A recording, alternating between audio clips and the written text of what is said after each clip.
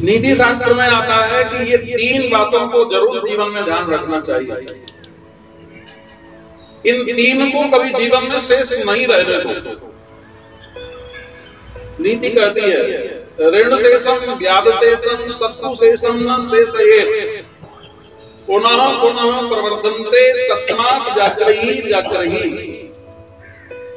अगर ऋण थोड़ा शेष रह जाएगा तो बढ़कर के ब्याज बहुत हो जाता है, तो ऋण को भी शेष मत छोड़ो। बराबर चुकता करने के बाद, हिसाब करने के बाद बोले भैया मेरा तुम्हारा हिसाब बराबर है।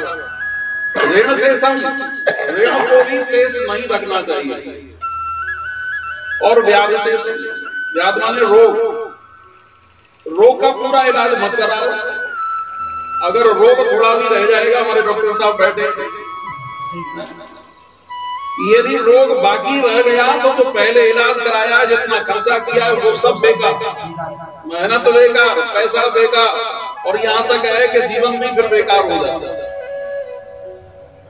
तो व्याध शेषम, व्याधि को भी शेष नहीं छोड़ना चाहिए, पूरा उसका इलाज होना चाहिए।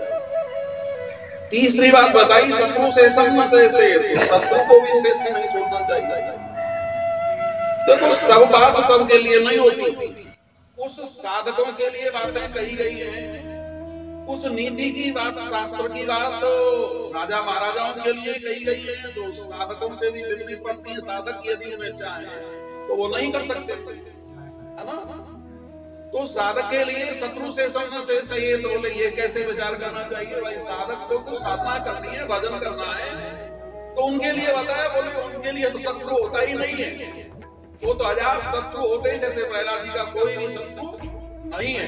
शत्रु से समझ से है कि उन्हें अपने जीवन में, अपने मन में कोई शत्रुता किसी के प्रति रखनी ही नहीं चाहिए।